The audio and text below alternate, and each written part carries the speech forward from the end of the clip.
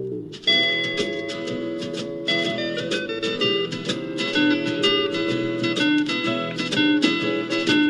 the world calling, but son, don't you listen. They're only trying to drag you back into prison, that's right. Well, hello, strangers. Welcome back to What Have You. I'm Rachel Jankovic. I'm Becca Merkel. We stretched our one podcast a week out real hard this time. No, I don't. I think we're still nailing it. We had one at the beginning of last week, one at the end of this week.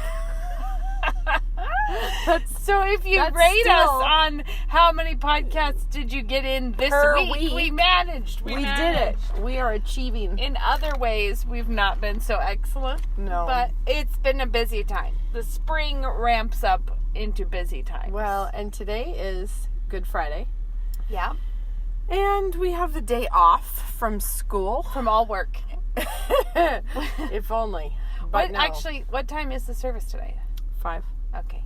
So we had, for some reason, Luke and I the Lord saw fit to have us reliving big stretches of our life. Because I think it's so funny that right now Luke is painting the new siding on Mom and Dad's house for them because they're going to list it to sell it. So he's painting it. But the last time it was painted, he painted it over spring break when we were engaged. Or funny. Almost engaged, maybe. Right, we were dating. So he painted it like when I was living in that house. That's funny. So having Luke back out on the deck painting the house is like a really bizarre kind of nostalgia for us. That's random. Plus, my oldest, Lena, is running track. And I went to a track meet in Lapwai where I also ran for the same coach at the same races. Like Lena's running the same 400 and the 4x4 relay for the same team and the same coach at the same meet. It's so bizarre. Funny. It's like, I just think, why are we living these little cycles of like, I've been here before, but as a different character. Oh, that's kind of fun funny. though. I like it's fun that it happens so quickly. I will add, I've already told Rachel this, so Rachel, bear with. I'm telling everybody else. I'll just be over here doing sound effects while she tells you. With your Diet Coke. Mm-hmm. I should add that today we are in the daylight up in our normal location that is apparently a drug transfer place. Well, it's something that makes the cops nervous. I always thought that people were up here smoking pot, but it's also possible that this is the place you purchase the goods. Well, probably, but the cops apparently, they wonder if they see anyone up here in the dark. I think they have good reason. As they probably should. Yeah. But the other day, what they don't think when they see us here in the dark is looks like a Christian women's lifestyle podcast. No. Looks like, would you call us a lifestyle? I don't think I like that you just categorized that though for us. We could put it with Yoo-hoo in Christian theological anthropology. I'm like really a bestseller in that category. Because there's a lot of them. Because there's so much competition. There's like 7 books there. Yeah, I'm sure there is. At least dead minimum of 7. Well, the other day, there was an event at our house, and that my daughter was doing. So Jemima was with some friends. They were doing a dinner party. Well, I put my phone on airplane mode, but sorry, Rachel did not do that. Okay, keep going. She's texting now, guys. It's all right. I'm listening. Anyhow, so there was an event at our house, and so Jemima and friends were cooking and setting up and everything, and I was trying to plan a different event at our house.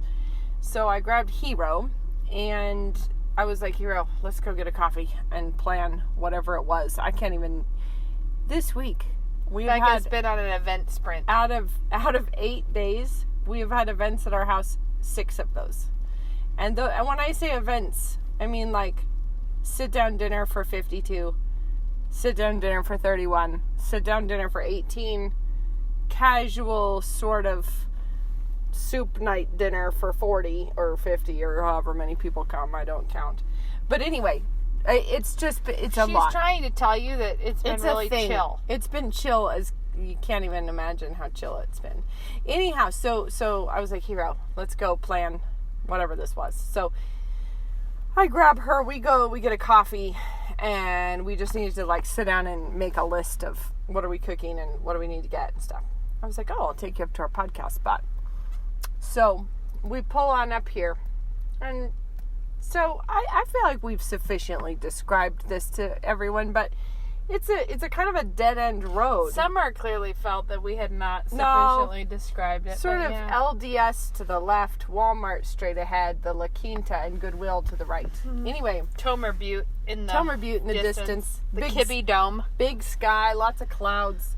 And we're up here at the end of a dead end, so, there's not a lot of traffic.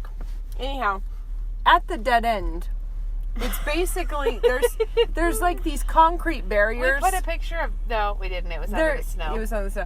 Concrete barriers, kind of like they have along the edges of highways, just to keep you from driving out into the farmer's field. Yeah, and I think the idea is at some point they're probably going to make this road go through, but at the moment they just have concrete barriers there. So I always pull up, and when we get to the end, I pull a U-ey right there in front of the concrete barriers, and then we turn and park facing downhill. And as I'm pulling up here with Hero during the day, right? Praise the Lord. Yes, but I pull up, start to turn a U-ey, and this little man's face pops up from behind the concrete barrier, and he's smoking, and he just like pokes his little head up there and looks at us, and we both were like, "Wah!" and then we see he has a tent back behind the concrete barrier. So then our mind like goes over all the times we've been here in the dark. Up in the dark. And it was just like this little low Maybe the police tent. are looking for him. Maybe he's a wanted man behind the concrete barricade. But it's like a little pup tent, and it's army green. So you don't really, per se, notice it. Well, and I was we checked before we stopped here today. So that time I was like, Hero, this is our podcast spot. We're going to leave now. But I did wonder, like, Summer, when we had you up here. I might have been. Was there a man it might have been behind a more the concrete barrier? Moment than we intended. We felt more alone than that. Yeah, until we the did. cop came. We did. Yeah, anyway. But we are undaunted. We're back here again. Yep, we are unafraid. In the criminal corners of Moscow. Criminal headquarters of Moscow. Where we like to go.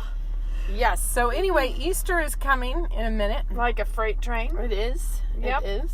I have to get I always make sourdough croissants for Easter. I'm really excited about those. They are like the size of Frisbees, and more like footballs. They have a really, Frisbee indicates some level of flatness. They're not flat. Fine. They're football sized. I gotta get going on those. I made a Tuscan coffee cake that I would like to tell you was in fact delicious. Tuscan. I really like King Arthur recipes. Okay. And they're just reliable. So if it seems like a good idea, then it probably is. Right. But this was one that came to me through King Arthur's Instagram. And King Arthur's Instagram had a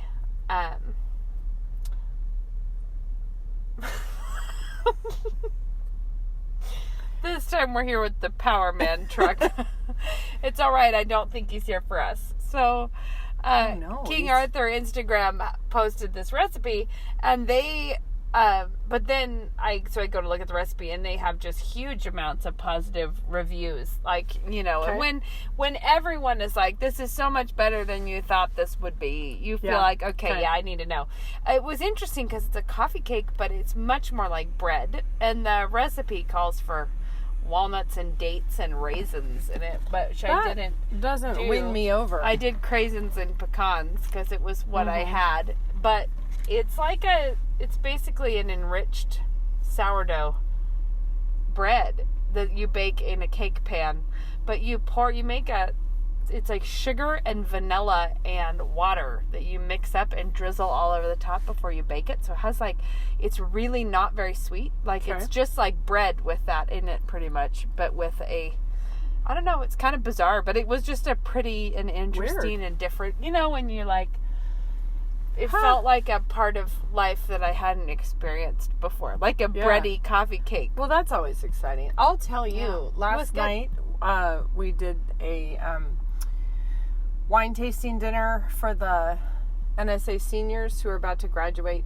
So it was that class and a few faculty. And so we did a number of courses so we could do, you know, these different wines with each course.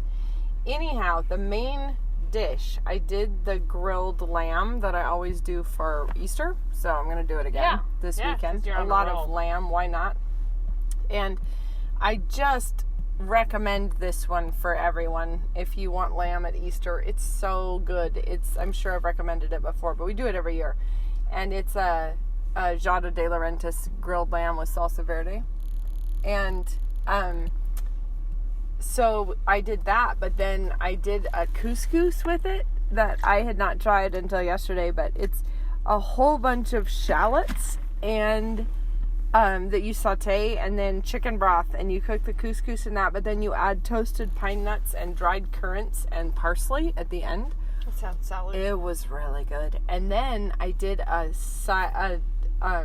so we had the lamb with the salsa verde, and then that couscous, and then a fattoush, which is a bunch of like chopped cucumbers and tomatoes and radishes, and sounds good. Little torn up naans that you let get kind of stale, and then it's like a buttermilk kind of a dressing that you toss the whole thing in, and a bunch of herbs.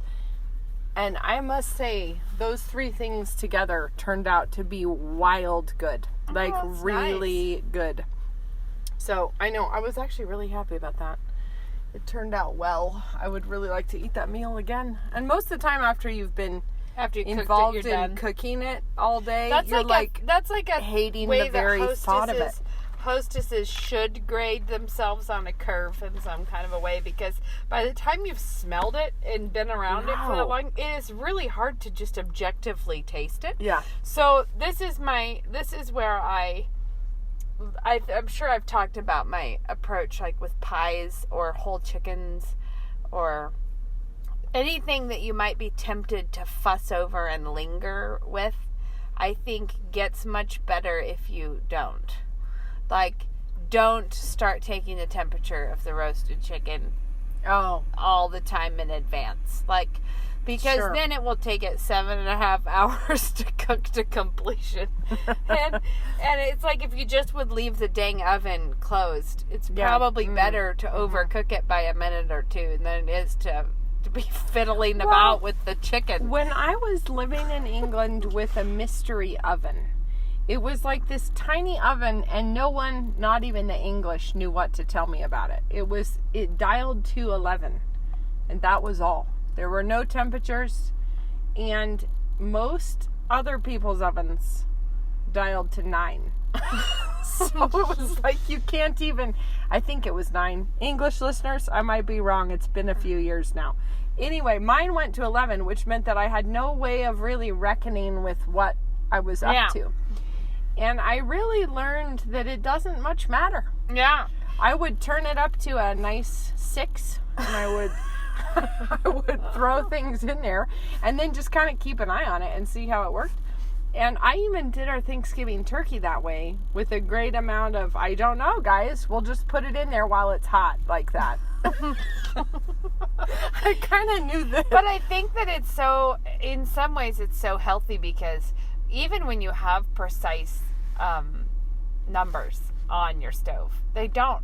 No stove is that precise. No. They turn the heating element on and off and on and off to try to keep it loosely in the ballpark. Yeah. But you have a lot of range there. Yeah. So when it is, I just think that the thing about like chickens or pies is that like they channel anxiety. Like the more, and so this is what I was going to say is when you're hostessing. Gravy, oh man, gravy knows fear. It can tell that you're coming. If it's worried, if you're worried, it's getting ready to do stunts. And if you're not worried, if you're not worried, the gravy just is really docile. But if you show fear, it like produces cloddy strings or something that you would never expect. Or it turns out to be strangely pale. Yeah, you're like, what happened? Why have you done this to me? Nothing is worse than a pale gravy. A little more like a roux with some chicken broth. You're like, this is not what I wanted. Yeah. Well, but the thing is that when you're a hostess, what I was going to say is there's a real element where you have to just decide to ship it as it and not keep tasting and wondering and worrying. Like, it is better to slap out a weird meal confidently than it is to hover over a well-planned one to such a point that no one can enjoy it anyways. Well, and while I'm thinking about that fattoush, I've probably also recommended the Jerusalem cookbook, but we've plugged that one together. It's so good. The one that I make in that's I've only made it a couple times, is the one that is a pasta with peas, but where you blend frozen peas and like Greek yogurt and garlic and all this stuff up, which you toss with a pasta. I have not tried that one, but that sounds amazing. Really good. And it's like very springy and bright green, but like, and it has, now I'm struggling because I think it's feta that you put with the pasta. So it's like shells and this peas. Oh, really good. Well, and find hummus, that in the Jerusalem cookbook. Yeah, and the Jerusalem cookbook, you guys, has the best hummus recipe that ever there was. It's like, I've made hummuses before, and it's like, yeah, all right, that was nice. This one is like really stupid good. And we did a roasted beet spread as well that was really yummy and different, and that's good on flatbread. And then, but there's one where they have you make the hummus in there. And then there's like a meat, I think it's lamb, I can't remember now. This little pieces of meat that you cook, and then you serve it on top of the hummus. Oh yeah, that looks so good. I haven't made that. I did, and it's amazing. And the fattoush is really, really yum. That sounds good. Yeah. So anyway, there's something for everyone to run out and purchase.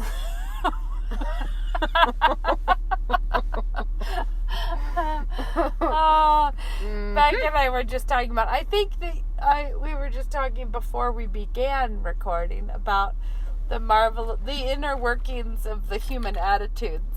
and something that was amusing me, because we were talking about this, was that sometimes when I talk to my children, if I make fun of people who are having a bad attitude, it does not always go over. It doesn't go over like a great thing if you do that. Well, I remember when Judah, from the time he was little, if you would just make fun of his attitude, he would die laughing. Yeah, because if you can get them to see the humor, it's over. Yeah. As soon as they are willing to not take themselves so seriously and to notice that they're just being a turkey. But other times, other children, other there are other situations where people are not full of joy when you come at it with a joke.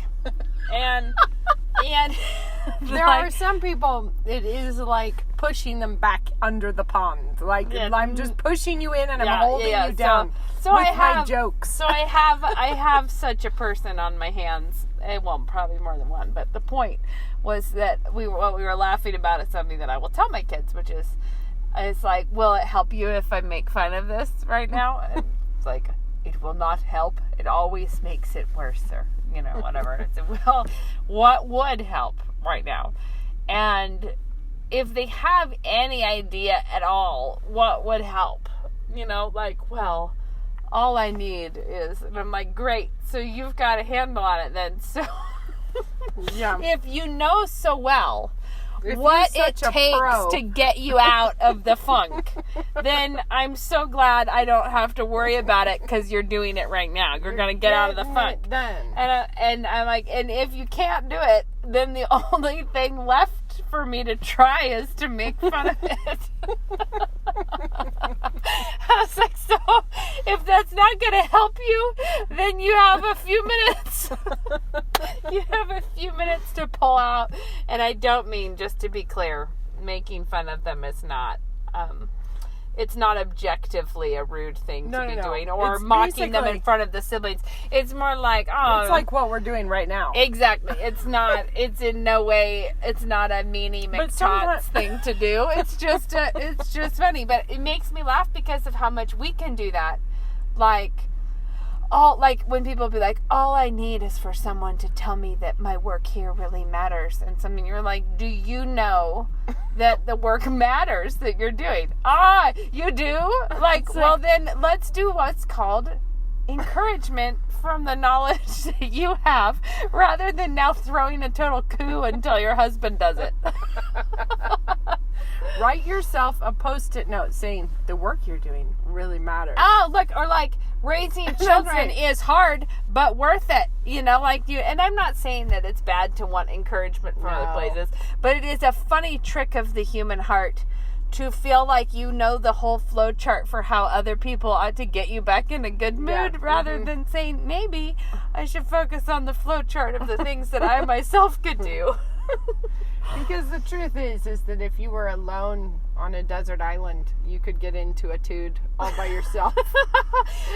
Which actually totally reminds me of that great joke about the guy, kind of Robinson Crusoe situation, who was stuck on a desert island. Okay. And when he was rescued, he was given the people a tour of the island.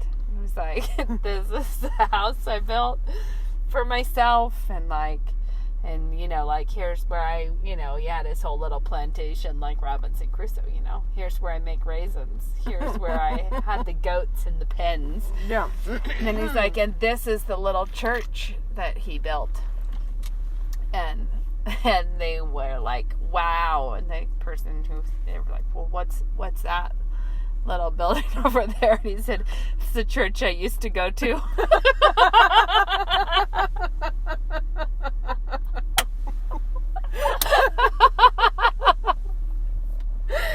Yeah. Before I had a break with their leadership.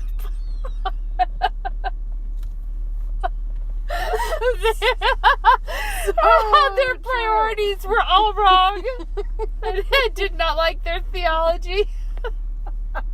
Nor their worship style. The music was terrible. I didn't feel fed.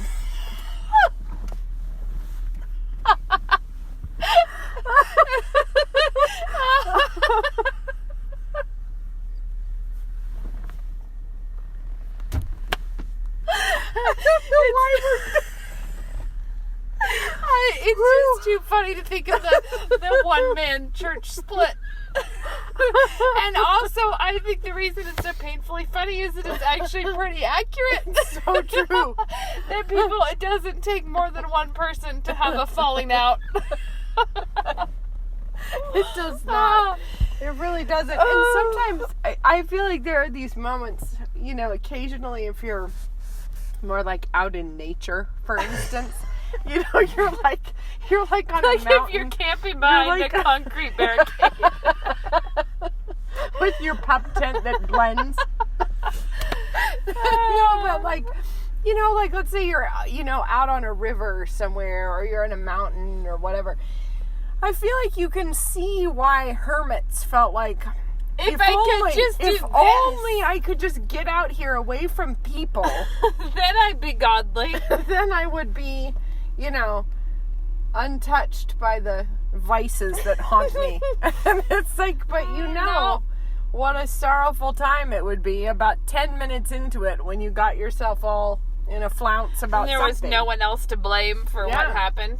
Mm-hmm. I think it's just, the reality is that recognizing that you can be bad all by yourself is an important thing to sort out. Well, because if you're always looking around for the external things that caused it in you, then it feels like if only you could fix the external things, then you wouldn't be having this problem. But the truth is it really is all springing up from within your heart. And sometimes it doesn't mean that the external circumstances are not hard in some way, or that other people couldn't be contributing tons of spiritual noise to the situation. But it's like, just because those things are there doesn't mean you're sinless. Just because there's a real situation. Yeah. life is real out there. Yeah. So somebody sent me the funniest, I wish I had saved it because I think I forgot to. But it was Oprah. It was like a meme, but it was Oprah. It was a quote of her explaining that now she doesn't talk to anyone. Oh, hold on. What's happening? Oh, it's still working, guys. I think it's just getting Everyone, tense, so. everyone, stop panicking. All right, sorry. Oprah. So she was explaining how she no longer talks to anyone who is not giving her energy. Whoa. I know. She's like, I can be in charge of who I talk to, only to those who are bringing energy. And I have to say, something about that seems incredibly Queen Ant, doesn't it? But isn't that Queen kind of... Bee, actually, is the one. It's the idea of that that everyone has to do the work for you. Everyone feeds me. Right. Yeah. I'm assuming that they think they're having a fair exchange of energies. But nobody writes a big thing about how their whole goal is to go about life delivering energy to others. No. I mean, like, that's like what I'm going to do is energize all those around me. I'm like, I don't hear that nearly as much that people are talking that way. That smacks a little too much of, I don't know, Christianity. Yeah, so I was going to say being a little servant-hearted. Kind of. Go try to encourage some people. Back when we thought that nobility was a thing that mattered.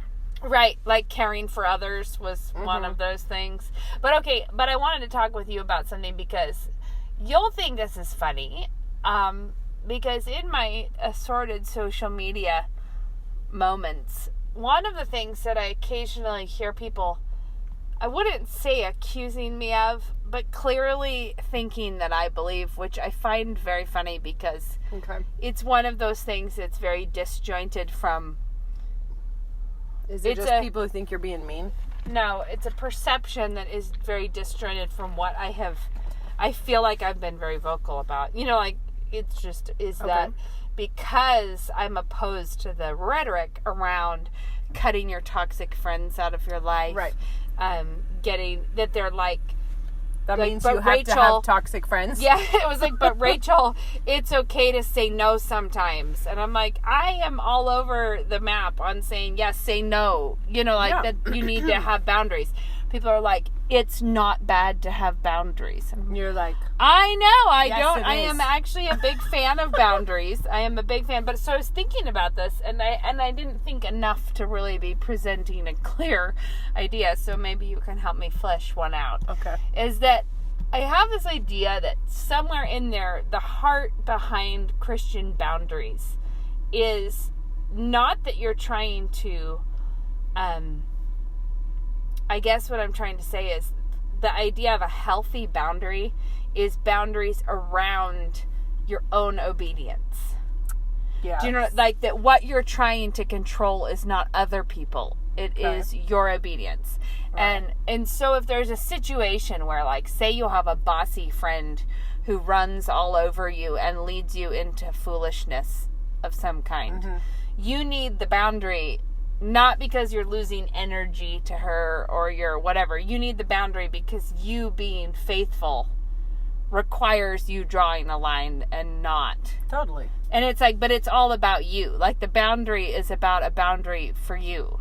It's about your own, you know, and I was thinking about this because one of the boundaries that I have always recommended to college girls when they come here, when I catch them in time, when I have that chance to tell them, is just things like, don't ever go to a party where you don't have, like, you need a way to get yourself home. Totally. That is not dependent on your friends having the same opinion. Like, you know, like if you ride with a whole group of people and then you find out that this is stupid and then no one else will leave and then there you are. That is foolish because you did not do the work in advance to make sure you could be obedient. You have an exit strategy. And instead now you're in a foolish and compromising situation because you didn't think ahead.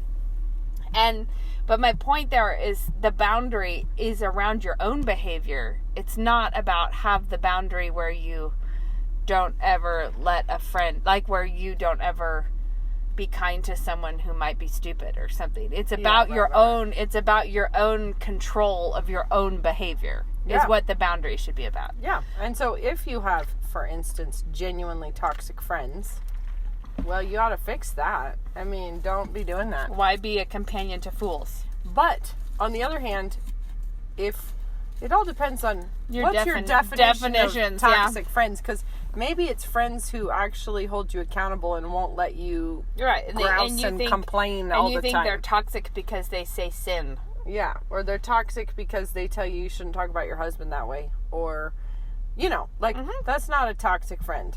But there genuinely are toxic friends right, out but there. I think that those kinds of friends, that I would say that's a toxic relationship. I think toxic is a really charged word, because I think it's actually just foolish or ungodly, or, that the problem is not that there's some category of human that Scripture didn't ever identify, but that folly and foolishness and rebellion and the mocker and the gossip, the scornful and the gossip, these are all categories in Scripture that we know that Christians may not participate in. But the reason you're not supposed to participate in it is because to do so would be to disobey God. But it's not because you're losing energy. Sucking away your you time. Right, exactly. And when Scripture says positively things like honor your father and mother, it doesn't say honor your father and mother so long as this is an energizing union for you. It's it isn't. And so the reality is that for some people, honoring your father and mother may feel very what people would call life-giving, wonderful, encouraging, and for other people, honoring your father and mother is an absolutely difficult, ongoing uphill battle to obey God. Yeah. And that's how it is. And it isn't like God says, honor your father and mother so that you can be pepped up all the time. He just says to do it. And that's just how it is. So I guess I was thinking more that everybody's always wanting to know, how do you define a toxic friend or a toxic family member?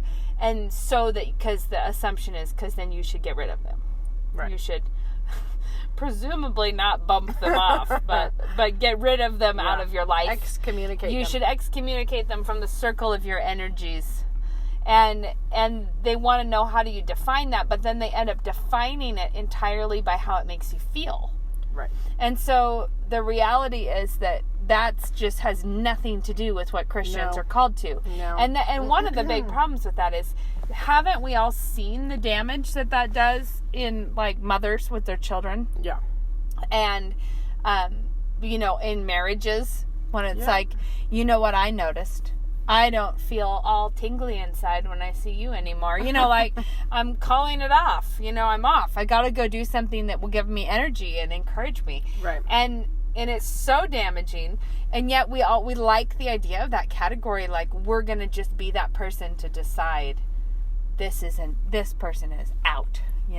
I'm done with you. You've done nothing for me. Right.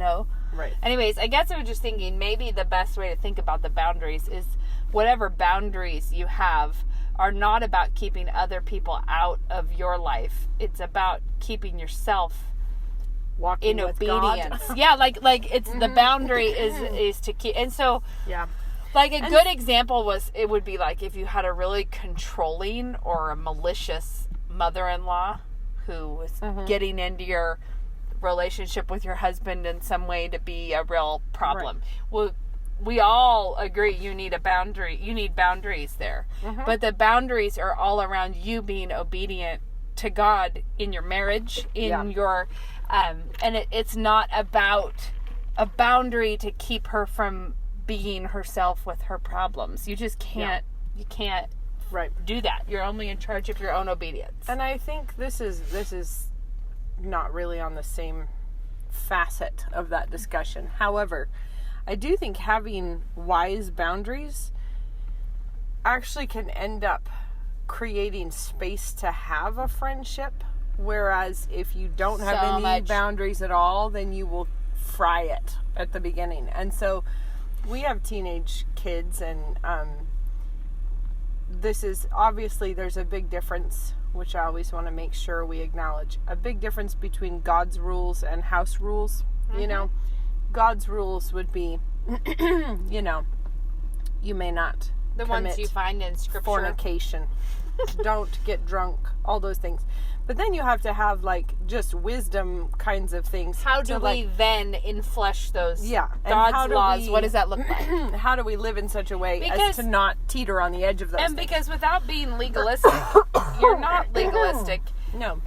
But at the same time, you're like, if it is important to me to not be fornicating, then what I should not do, Right. back to the old days when I volunteered at the Crisis Pregnancy Center, and there was that outrageous pamphlet put out by the state, I believe, called 100 Ways to Make Love Without Doing It. And it was very embarrassing for everyone. And some of the suggestions were so painful, like, give each other sexy looks. I remember thinking, you know what? A, how does one go about proposing that as an activity? And B, how would that activity in any way be a good territory to be in? I mean, what? It's kind of like just drawing a line, you know, 3/4 of the way down a slide. Yeah. And being like, have fun on the first 3/4, but don't go past this line. Like, just whiz on down it right until here and then don't. And then stop. And the thing is that, like, So wisdom, our point is that wisdom would say, don't get on the slide. right. And also realizing different faithful Christians have different house rules. So I'm not saying that the way we do these things is inspired and I found these rules on Mount Sinai. However, just in terms of, like, trying to live with wisdom with teenage kids, there are a lot of ways in which I think, so like the school where our kids go and your kids go and everything, I teach these classes, and the dynamic between the guys and girls is so healthy overall. It's not to say, you know, somebody's not having a flirty time somewhere, but overall the dynamic is so healthy because there really is zero tolerance for any romantic relationships. And so because of that, I think our kids are actually able to experience having friends of, you know, of both genders in a way that, like, if you were to go down to the public high school where everybody is sleeping around and having all kinds of, well, all the things that go with that of betrayal and backstabbing. Oh yeah, and just heartache, things, like genuine heartache. So by having those, like, basically zero tolerance for the romance thing, it does mean that you aren't going to get really close with that guy friend, but that actually means it's possible to have a friend. And as soon as it becomes too close, usually you see this over and over, the friendship ends up fried or they become romantically involved. And sometimes either they become interested in each other one way or they have done something else. Right. And so the way we've done it with our kids is, like, as soon as they're old enough to, like, have a group of friends, whatever, it's like if you just are spending time one-on-one with a person of the opposite sex, then that's just not a wise choice. Yeah. If you have 2 girls and 2 guys who are the little squad who does stuff together all the time, it's just a double date. And it's only a matter of time. Even if you're totally fine, it's only a matter of time before one of the people in the party has romantic intentions towards someone else. Yeah. Or everybody starts gossiping about you, and then that makes everybody mad. And then, you know, like, it's just unwise. And then for us, we're like, and if you have 2 guys, 2 girls, and 1 extra for propriety, we all know that you're just on a double date with an extra. It's like, it still looks really funky to everybody. And I was like, but once you hit sort of 6... 5 is not as bad because so long as it's not the established squad plus 1. Well, But I think that's what I was talking about. Yeah. So you have the 4, and But then I'm one saying extra. if 5 is fine if it's a mobile 5, if it's a different gathering of 5. But that's what I'm not saying, is if it's not a different gathering of 5. If it's always the same 5, everyone is wondering, well, what's happening there? Yeah. Like, who's who? What's going on? After that point, you have a crowd. Like, it's just a group, you know? And so, like I said, these are not hard and fast rules. But I have seen over and over people get themselves into these ridiculous, by not having boundaries, by having the little tight group of 4 that's always doing stuff together. And then somebody thinks the other one's interested. Yeah. And then maybe they are, or maybe they aren't. And then they have to say, no, I'm not. And then that causes tension. And then you can't be friends anymore. And the whole thing is very awkward. And it's like, if you actually just have the boundaries out there to, like, let's just protect this and keep it, you know, right, or like on the up and up. videos of all of the girls saying, of course, guys and girls can be friends, and then the guys all being like, nah. Oh, yeah, can't those happen. are hilarious. And the girls are in denial, and the guys are like... But the thing is, like, we were talking about this with my classes, and they were like, I don't think. I mean, if you had 4, nobody thinks that. And so I was like, well, let's just pick an instance at random. And I think I was talking to sophomores. And I was like, let's say that you 2 girls, 2 of the sophomore girls, at lunch were always jumping in the car with 2 of the senior guys. And the whole class erupts with like, ah, no! And I was like, you see what I'm saying? It would be weird. Have you followed my argument? My argument is that all of you would say, what is going on what there? are they doing? Yeah. And so it's like, if you just decide, like, yeah, we're not going to get into like those little...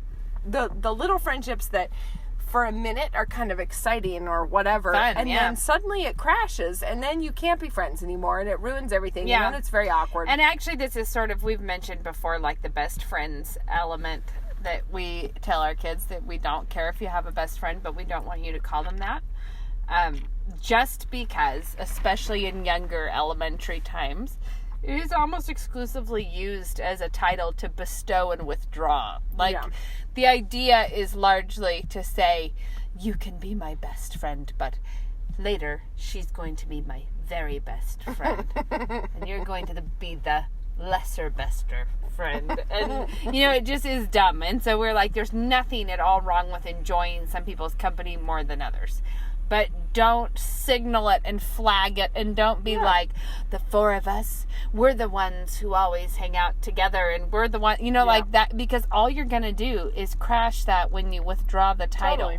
Instead of, it's perfectly natural, especially in big groups of people, like in a church or in a, you know, it's natural for people to drift in and out of like, you're kind of closer with some people, and then you're, you know, like that kind of thing happens naturally.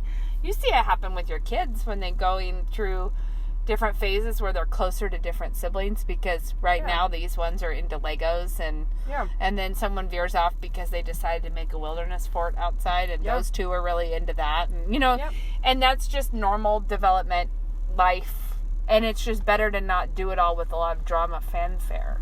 Yeah. No, it's true. And so I just feel like sometimes those little, like, having boundaries that can seem uptight. Oh, it's so freeing. If you're not doing it in an uptight way, because of course you could do it in a way that was incredibly, like, judgy and difficult and hardcore and rude. And just lame. You could be lame. But if you're not doing it that way, it actually can really free you up to have better friendships with more people and with much less drama. Yeah, and the kids at Logos, it's really the fact that there's just 0 relationships tolerated makes for such a sweeter student body. Oh, it's fantastic. Vibe of, it's just sort of not it's funny weird. Because I think that if you were to compare your average group of American teenagers who have far more experience in one way, I actually think they genuinely really don't know what it's like to be friends. Well, and also, you know, while we get excited on this topic, I think part of the problem is not only do they not know what it's like to have friends, they actually have never had the experience of, like, if you're always coasting on initial romantic Yep. fervor, then you actually have no idea what it's like to get to know someone of the opposite sex in a way that is like where you actually would evaluate, these are character flaws Yep. that I don't want to be like that objective distance instead of romantic fever. To be able to be like, man, I am not interested in someone like that. I remember once upon a time in my life, a guy telling me how much he hated history. And that how much that just was like, it wasn't that I disliked him for that, but it was a moment of realizing how important history is to me. Yeah. You know what I mean? Like, wow, like all things are not equal. But if you were just getting into things because it seemed interesting and romantic, you wouldn't have those moments. Or maybe you would, but it would be during a really bad breakup while you were having a hard time. Yeah. No, it's funny. I just think it's such a healthy thing for them to experience what it's like to have friends, but of necessity, you have to be distant. As soon as you get closer, it sort of kills that. And I mean, across genders. Like, it just, like, it becomes impossible. You know. Yeah, or exclusive is a bad idea, you know.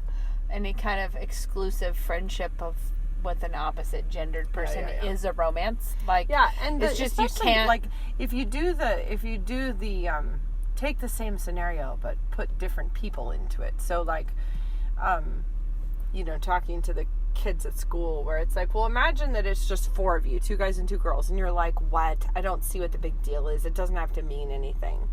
And I'm like, but what if it was me and the secretary and 2 of the male teachers that we are not married to? Would that be super normal? And we were always jumping in the car to run off to, like, play pool at lunch together. What would you think of that? Would we all be happy? What if it was your dad and that girl's mom and 2 other miscellaneous and they all getting like far away, grossed out faces? Yeah, and it's like, because I think we all kind of do know. We know in our heart there's kind of a level of closeness there that's not. It's not indicative of good things, and it's not meaningless. You know, and I think we all realize that. There was a LinkedIn ad that came by my way that was Gloria Steinem in a really unflattering, well, she doesn't look good, but in a really unflatteringly ugly, I mean, it was just like really not an attractive situation for her. But it was a LinkedIn ad about Gloria Steinem's advice for how to overcome the Pence rule. Like how to make your male bosses meet with you one-on-one. And it was really interesting because I thought, like, really, like the woman who, you know, wearing her I had an abortion yay t-shirt. Right. Which she wasn't wearing for this particular thing. But explaining to us how men must too respect us in one-on-one situations. You just feel like, Gloria, I think that you already made it clear where you stand on such things, and any man would be wise to not want to meet with Gloria Steinem one-on-one. You know what I mean? Like, of all people, Gloria, like, this just seems like, wow, why would, it just seems so funny. How to coerce men that don't want to be alone with you into being alone with you. Right. And they have no reason to fear that you might that you might have a other campaign afoot. Like, they can trust you, you know, 100%. There will be no hashtags in your future. Nothing could go wrong. Nothing. It's just, in no way will she interpret any of this in a judgy way or nothing. She's just, it'll be amazing. She's it's incredible. We should do a tip. Guess what? I had a tip. Although, I might have already given this tip. Well, I probably forgot it, so. Yeah, well, I did. So, there's that. But this is a good tip. Roll your sheets for storage. Really? Yeah, brilliant. It works so well. Why? It's better than everything you ever did in your life. Okay, I'll tell you. I'll walk you through it. Walk me through it. So you fold the flat sheet.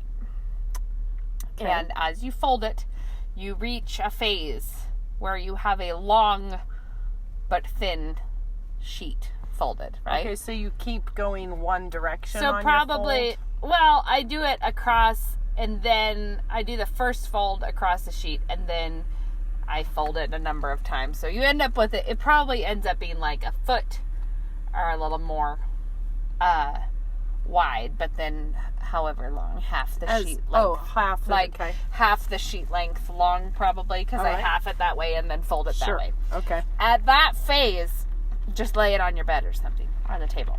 Okay. Then you get the fitted sheet, Yeah. and you fold the fitted sheet into a correspondingly, just a long piece, like you do that business. And you lay that on top of the flat sheet. Okay. And then you put the pillowcases on top of that, and then you roll it up. Okay. And then you have a bundle of the full bedding set. Clearly indicative of the size, because like our king bed is much bigger. It's a much bigger roll of sheet than like a twin set would be. Okay. And they fit in the cabinet beautifully, and all the parts are there because you rolled up every part of the sheet set that you might need. Does it look all rumply bumpily on the end? No. When you open the cabinet, are you looking at a wad? No, it's like a nice tight roll that just sits there on the shelf beautifully. It changes everything. Huh. Well, I used to have this elaborate situation of trying to keep like the fitted sheets in one place and the flat sheets and then the pillowcases, and I just hate that it's never going to stay in that order. You're going to, and you just end up with all, and so now I only keep complete sheet sets instead of like Yes, one-offs. that's an important Because thing. what happens is you blow through the fitted sheet and you end up with still cute looking flat sheets. yeah. And so you're kind of like, well, maybe and then you end up with this pile of sheets. Yeah. No. So that's how I do it. And it's just incredibly, they look great. If you're really caring how it looks, you just have the flat sheet. That's why I put the flat one on the outside. Okay. And so you can just fold the fitted one over so that the edges are not sticking out, right? Okay. So then when you roll it up, it just looks like a nice roll of fabric. This is an interesting idea. Yeah. And it works really well. Everyone that's should good. live this way. I felt like it was one of those breakthroughs where you're like, why? Why have I not been doing this all along? I feel like it's less applicable to me because I feel like we're kind of usually cruising on one set of sheets per bed, which we just wash, dry, put back on the bed. Rather than having I don't have a whole double, like for all the beds in our house, I don't have an extra set of sheets. But I have like a couple extra twin sets. Sure. And I have an extra king set because I prefer to change the sheets Yeah, well, instead of wash. And Yeah. always that ends up being too late. You always are like, I want to go to bed now at No, 10 and this the is what I sheets are do. not in the dryer this yet. is what I do. Saturday is the day that I try and knuckle through all of Ben's in my laundry, and then different days for different kids. But Saturday, I strip the bed first thing and wash the sheets first. And then I move to all the other loads of laundry, which means that then I, have gotten them washed, dried first back on the bed before I have done anything else. And so if you wait until the end of the day. Well, I'll tell you, I'm still waiting for my whole laundry life to be revolutionized in a hot minute. Yours is about to be, and it's okay because I'm not going to be in any way jealous. Thank you for that. Becca. I'm Thank confident that neither will anyone else who's listening to you. Oh, I think I thought everyone probably knows this. My new laundry room has washer dryer hookups, but it's 3 in a row for stacking washer Guys, dryers. 3 washers, 3 dryers. This is so my kids can do their laundry, because right now, if I was like, you're going to do your own laundry, it wouldn't work at all. It would never. We have too many children and it would take too long. So this way, my thought is if they have like 2 hours, it's like, hey, go do all your laundry because they can wash their sheets and their towel and their darks and their colors. And like, and the thing is like that's actually why I have ours divvied out by days. So it's not like I don't use the washer on other days, because I do, but it's like that's where I try and hit the bulk of everything. But each of my kids has an assigned day where they use the laundry. And I can't do that because I have 7 children. So then the other problem is then it would be someone's day that they had an all-day track meet and they were gone, and then that always happens. We just like somebody will be like, I need to wash my basketball uniform. Can I throw it in with your stuff? It's like it always. But I feel like my big goal here is to get the laundry mostly. No, 3 washers and 3 dryers will take you there. I'm so excited. Yeah, it's good. It's really good. I think it's a good thought. I'm pretty pleased. It is a good thought. Yeah. So, well, there you go, guys. All right. That's what we've done. Until next time. Bye-bye. Right. Bye.